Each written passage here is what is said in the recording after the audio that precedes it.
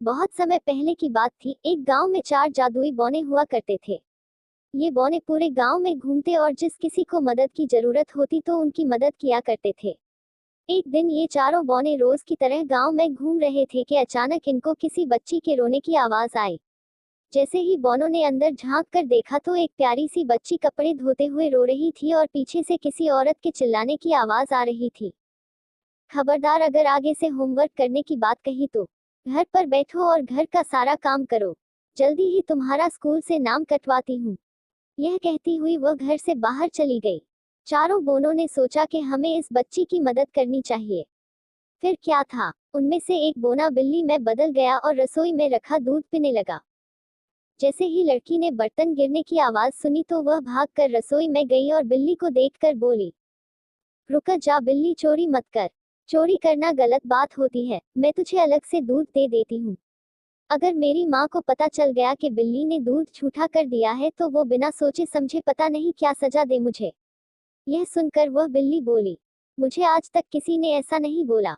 हर कोई मुझे मार कर भगा देता है। तुम बहुत नेक दिल की लकड़ी लगती हो। लेकिन तुम रो क्यों रही थी? बिल्ली के पूछने पर लड़की ने दुखी चेहरा बनाते हुए बोला, मेरा नाम शाइनी है। यह मेरी असली माँ नहीं है। यह मेरी सौतेली माँ है। मेरे पापा काम से अक्सर बाहर रहते हैं। माँ मेरे साथ बहुत बुरा बर्ताव करती है और पापा मेरी बात का विश्वास भी नहीं करते। इसलिए मुझे माँ की बातों का बहुत बुरा लगता है। अगर मेरी असली माँ होती तो मुझे इतना बुरा भला ना कहती और मुझे पढ़ाई करने से भी मना नहीं करती। उद्धरण चिन्ह। यह सब सुनकर बिल्ली ने दूध खत्म किया और वहां से चली गई और शाइनी अपने काम करने के लिए जाने लगी। जैसे ही उसने दूसरे कमरे में प्रवेश किया, उसने देखा कि सारा कमरा एकदम साफ था। कपड़े धुलकर प्रेस किए हुए पड़े थे। कमरा एकदम साफ था।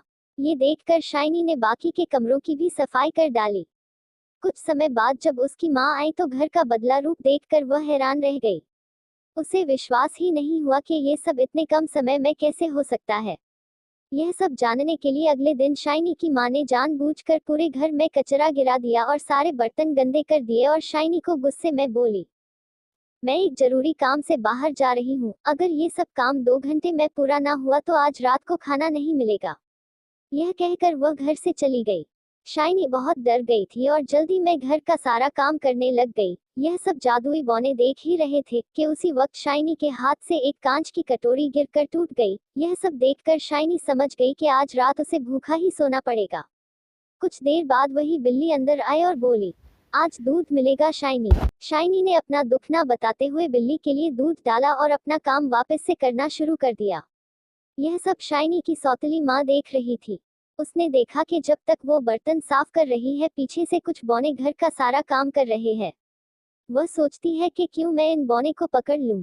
लेकिन जैसे ही वह उनको पकड़ने के लिए घर में आती है उसे कोई नजर नहीं आता। लेकिन घर पूरा साफ होता है। यह सब देखकर शाइनी की माँ को गुस्सा आता है और वह गुस्से में शाइनी की पिटाई करने लग जाती है। माँ, बता कहाँ है वो बौने? बता कहाँ है वो बौने? शाइनी, मुझे कुछ नहीं पता माँ, आप किसकी बात कर रहे हैं? मैंने तो एक बिल्ली को दूध पिलाया था। लेकिन उसकी माँ ने एक बात ना सुनी और शाइनी की पिटाई करती रही। ठीक उसी वक्त शाइनी के पापा आ जाते हैं और यह सब देखकर उसकी माँ को बोलते हैं, मैंने कभी नहीं सोचा था एक तुम मेरे पीछे से इस बच्ची के साथ इतना बुरा बर्ताव करती हो। शुक्र है उस बिल्ली का जिसने मुझे सब बता दिया। और आज मैंने देख भी लिया कि तुम शाइनी के साथ कैसा बर्ताव करती हो। मगर आज के बाद तुमने इस बच्ची को हाथ भी लगाया या पढ़ाई करने से रोका तो मुझसे बुरा कोई ना होगा। उस दिन के बाद शाइनी को उसकी माँ ने कभी तंग नहीं किया और शाइनी ने खूब मन लगा कर पढ़ाई की।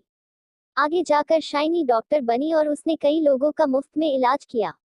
शिक्षा। इस कहानी से बच्चों हमें ये शिक्षा मिलती है कि अच्छा करने वाला